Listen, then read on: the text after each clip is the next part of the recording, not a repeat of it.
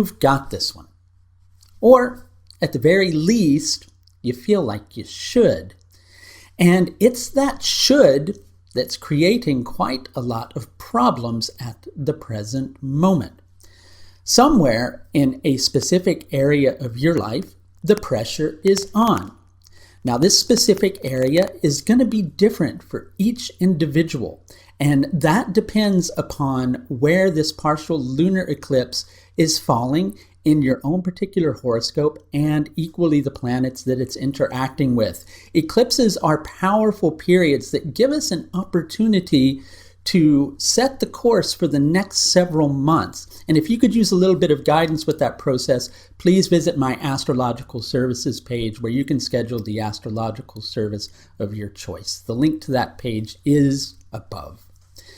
But sometimes we don't always have it, okay? And that's no fault of our own, right?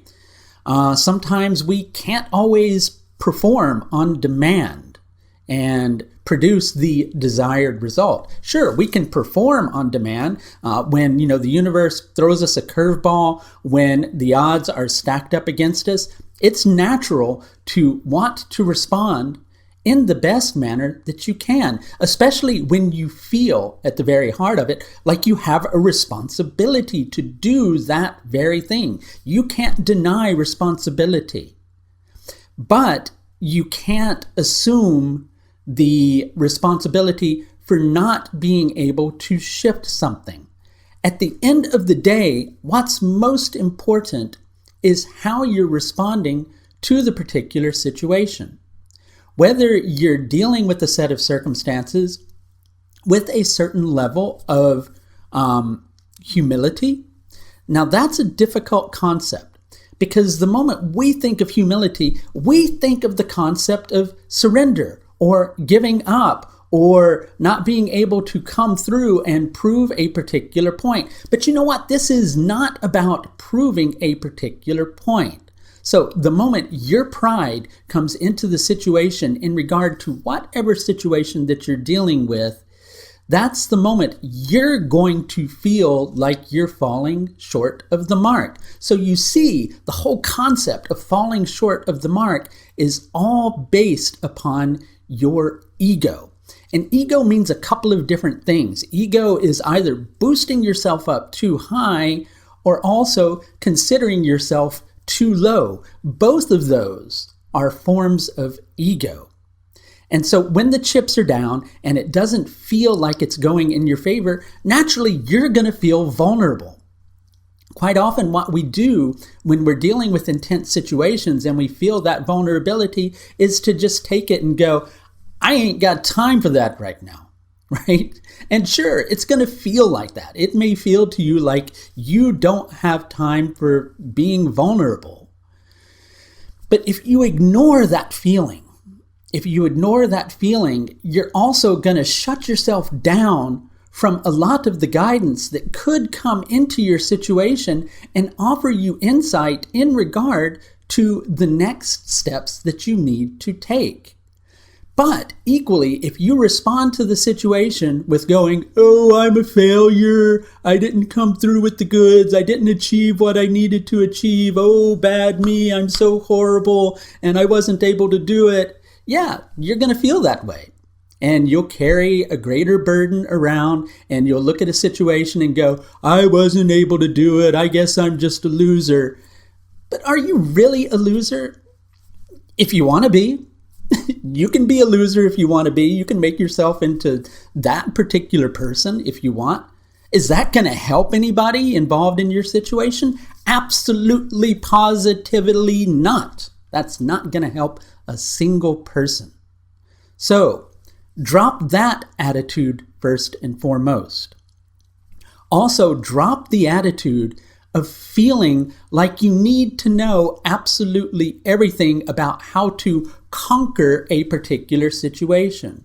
It's not that the situation that you're dealing with is too unrealistic, okay? So if in the back of your mind you're going, you know what, maybe I'm just fantasizing about what could happen with this particular situation. Maybe I need to set my sights a lot lower. Well, guess what? Sure, you may have to be realistic, right? But setting your sights lower doesn't allow you to be creative at all. You need to dream. You need to set your sights high so you can come up, even if you're seemingly short of the mark, you can come up higher than you might have otherwise come. So you see, just because you don't achieve that high mark, right, it doesn't mean that you're failing. It means that you're setting your sights high so that you can achieve quite a lot more than you would have if you set your sights low and you achieved a lot less, like the hand jive. But anyway, you may be feeling a certain sense of a lack of direction in this particular situation. Yes, you're facing restrictions. Yes, things may not seem like they're going your way. But what is most important with this particular lunar eclipse is whether or not you're willing to make the necessary sacrifices for the things, for the people, for the situation that you care about, right? And be honest with yourself. Be humble.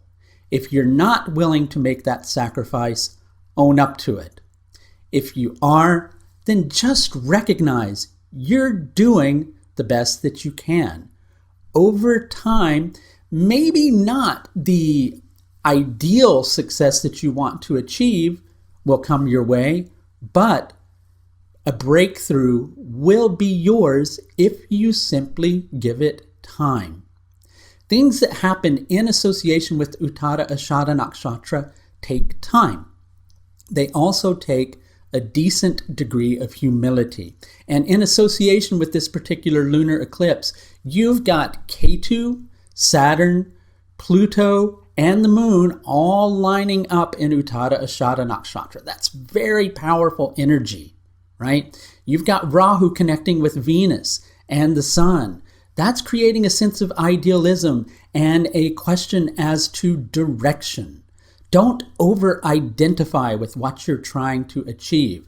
Identify instead with your heart and from a space of humility, with open eyes, and recognize that in time, the breakthrough will come through. Hey, starting in August, I'm going to be teaching a couple of new webinar courses. One is on the elements of the Panchangam. The Panchangam involves 5 components to each day, which is what I use to put together these regular lunar transit videos and articles. In addition to that, I'm going to be starting a course on the Lajatati Avastas. The Lajatati Avastas relate to how a planet is supported in finding fulfillment or hindered in finding fulfillment. Understanding these helps an individual to develop the right strategies for fulfillment in their life. If you're interested in both of these courses or either of them, please visit my webinar courses page, which is linked above. That's going to do it for this look at the partial lunar eclipse in Uttara Ashadha Nakshatra on the 16th of July, 2019. Until next time, please do take the very best care of yourself and take the eclipse easy, especially on yourself and those whom you love. Bye now.